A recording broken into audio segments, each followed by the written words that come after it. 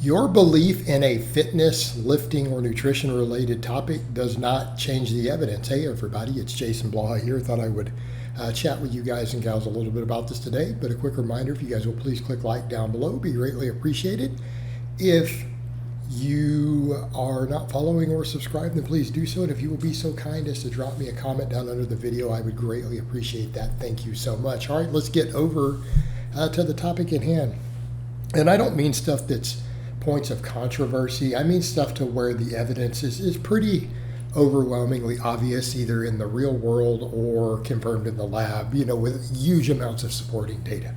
But people tend to do this. And I can think of a perfect example. I had some in-laws one time who, intelligent enough people, but they had what I would describe as like zero knowledge of biology or science in any way. Like below a high school level of biology knowledge, like what I would consider below that level. And one of them was arguing with me, telling me, I don't think you should be doing all this weightlifting. I don't think it's healthy or good for health at all. You should really be doing endurance stuff. Mind you, I didn't start this conversation. They injected this opinion onto me. And I tried to explain the health benefits of lifting. I'm like, well, you do know that lifting weights reduces cancer. This individual, I don't believe that. Their wife chimed in, I don't believe that. Oh, that's just made up nonsense. And I'm just like, yeah, you are freaking ignorant. This is well understood. This is accepted by medical doctors. This is accepted by researchers. This is backed up by statistics, by actual researchers and medical doctors. This has nothing to do with opinion in which you believe. And, they were in complete denial of it. And so that was an interesting take. Now, mind you, these same people, again, expressed other things that were, again, very low level of biology knowledge about, genetics and other stuff too, which I just, I left alone. I just left alone because there's a point where it's not worth arguing with or offending people. But, in that case, though, this kind of displays the problem we have, with fitness information. People will say things, well, I don't believe this. It's like, well, what's your evidence for it? Or I believe this or believe that. And I think we have to have that. And our evidence can't be, a chain of logic, A, then B, then C. It's like, well, no, you need to have evidence for the C. And it doesn't have to be necessarily peer-reviewed meta-analysis. Like, do you have evidence? Something that you could point to even outside the lab.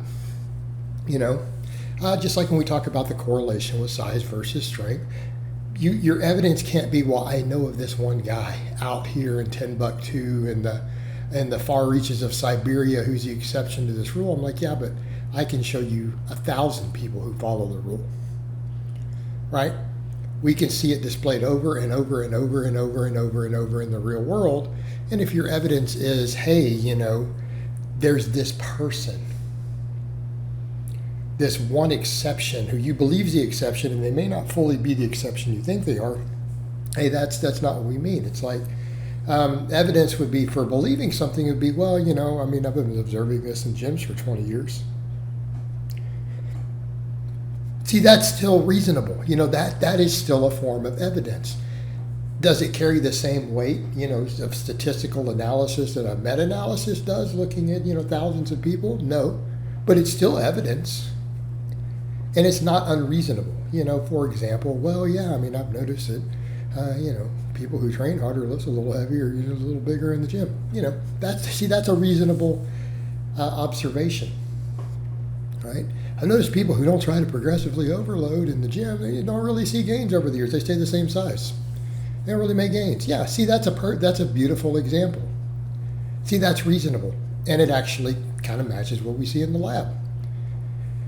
But the problem we have is that when people ignore evidence for their chains of logic, and I get it, exercise science is very problematic in terms of evidence gathering, especially with the different circles and convergent schools of thought. And that's okay, because as long as we know, hey, there's two different schools of thoughts and their data is conflicting with each other, we have a debate still. Okay, so in that case, there is no no, hey, we can point to the science overwhelmingly pointing in one direction. No, it's just still pretty heavily debated. And see, and that's that's okay. Because then you're not forced to, by the weight of the evidence, to ascribe to either side. You can go off of, well, this is what I've observed and that's my chain of logic, and that's okay.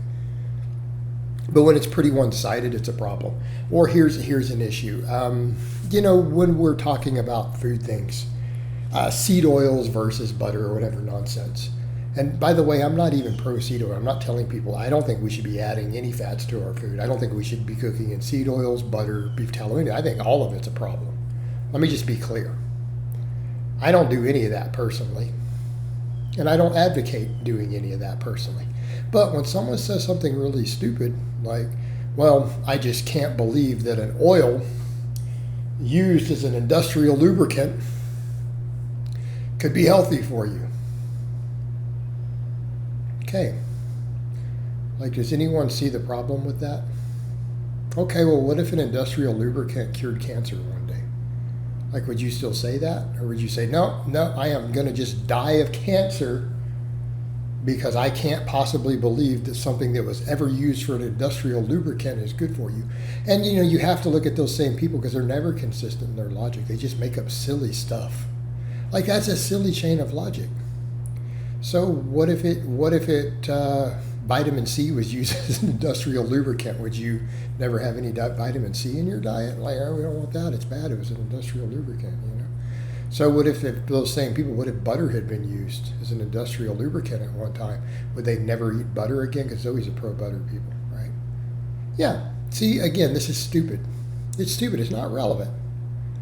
No relevant what you believe. Like, I can't believe. Okay. Well, because you can't believe something doesn't mean that's what the evidence shows or not. We have to go off of weight of evidence, not silly things like, well, I just can't believe, right? I just can't believe. It's like, well, what relevance does that have to do with the evidence? Because that's not how we need to be logically. Logically, we look at weight of evidence.